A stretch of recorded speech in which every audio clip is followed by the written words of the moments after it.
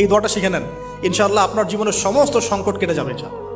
আমি নিজেও এই দোয়াটা বেশি বেশি করার চেষ্টা করি। দোয়াটা হচ্ছে, মুসা আলাইহিস সালাম একটা গাছের নিচে হেলান দিয়ে বসলেন, বসে দেখলেন দুজন মেয়ে দাঁড়িয়ে আছে দূরে, পানি নিতে পারছে না, লোকজন পানি নিয়ে যাচ্ছে, ওরা দাঁড়িয়ে আছে বেচারি।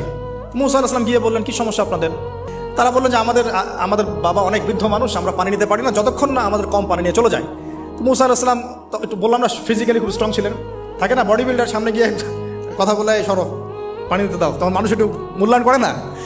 তো মুসা আলাইহিস সালাম এভাবে পানি নিয়ে দিলেন এবং বাছুরদেরকে পানি পান করালেন, করিয়ে গাছের নিচে এসে বসে আছেন।